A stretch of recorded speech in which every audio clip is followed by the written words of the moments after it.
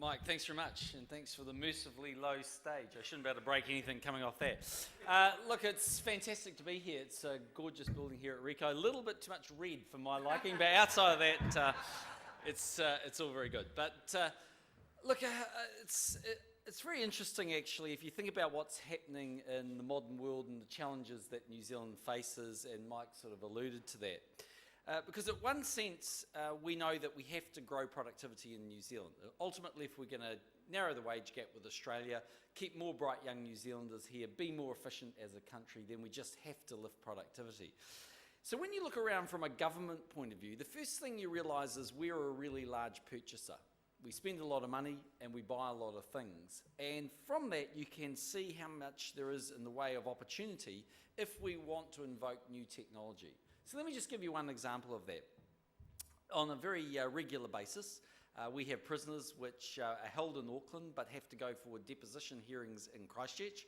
The way that we do that is we pick them up, we put them on a plane with a couple of diplomatic protection people or corrections people. We fly them down to Christchurch, they have a 10-minute deposition hearing, and then we fly them back.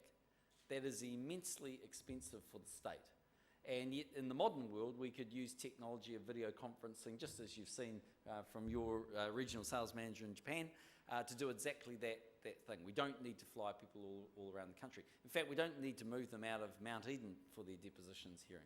And it's just one simple example where you start thinking about how much money we can save if we use modern technology. And in a way, that's why I want to come along this evening. Firstly, to celebrate the investment here in Wellington, which is important, for a company which is a large multinational in the top 500 in the world. But also because they are trying to deliver technology solutions that I think can make government more efficient and ultimately business more efficient. And that is incredibly important. If we don't do that, then I think we won't achieve the outcomes that we want. We'll actually spend a lot more money and not really go a lot faster. I think technology is an interesting thing. It's constantly moving and it's always challenging. It challenges your sense of whether you're making the right decision and whether you are going to get payback for what you're doing. But I actually believe unless you are prepared to take up those challenges, you'll ultimately be left behind.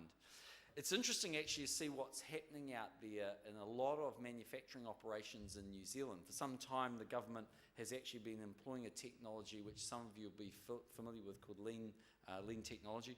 And that really looks at the way that we actually process various, quite disparate actually, manufacturing operations to make them more efficient. One company I went and visited was in Hamilton. They actually make a plane, which if you know anything about planes is a bit like a Cessna Caravan. From Pacific Aviation. The plane that they make used to take about 1,200 man-hours just to produce the wing of this plane. They've now got that down through lean technology to about 650 hours. So their plane has gone from being more expensive to the Cessna Caravan to cheaper than the Cessna Caravan, and obviously they're starting to pump those planes out internationally. So I think if you look in the same way in the world that Ricoh operates, there are just a huge number of things that can happen both at the government and at the private sector level to make New Zealand more efficient and to make business more efficient and more technology friendly. And you can see that in the data processing. One thing that I've got to tell you, when you become Prime Minister, most things don't shock you other than the sheer volume of paper that you get.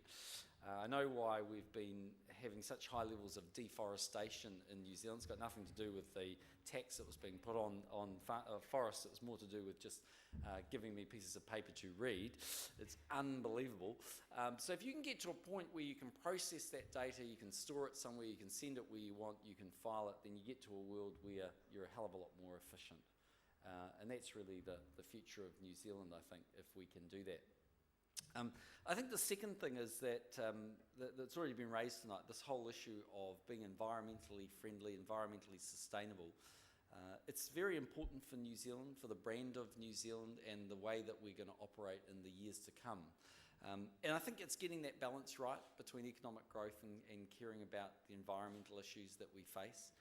But where we can use technology to deliver those solutions, then more often than not, we can do that in a very environmentally sustainable way.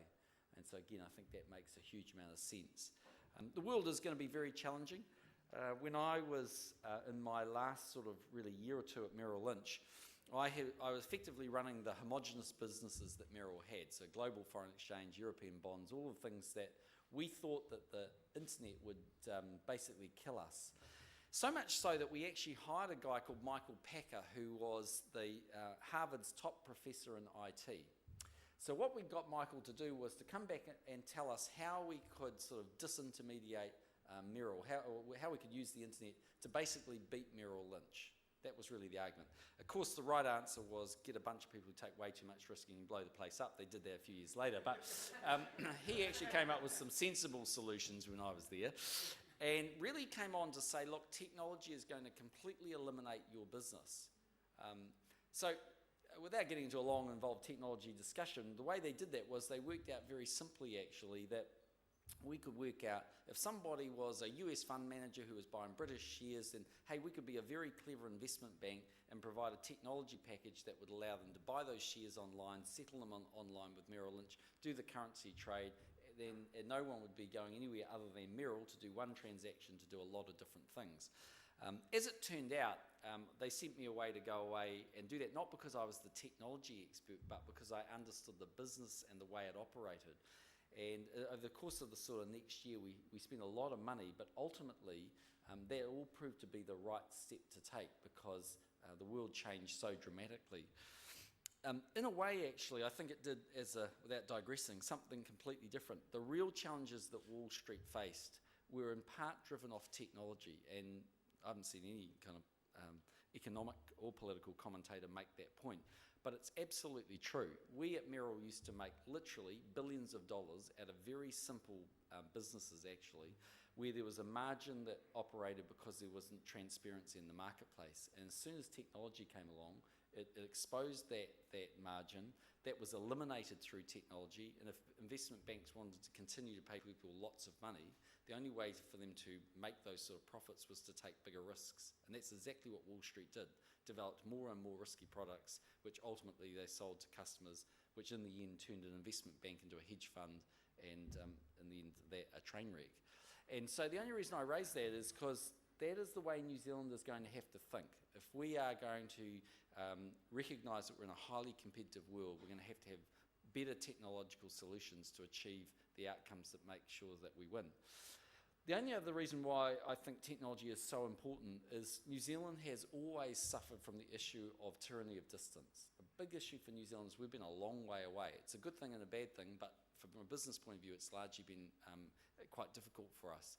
And the one thing that technology does is it removes that tyranny of distance. You're going to see the evolution of more and more weightless products and a weightless economy that allows New Zealand to compete. In a world that is more troubled and more unstable, you'll see people coming and living in New Zealand, running their business and operating in quite a seamless way. And I think that's the exciting bit about technology. So thank you, Mike, for the opportunity to be here. And I want to wish you all the very best and everyone, Ricoh, the best. I know it's going to be a good party tonight.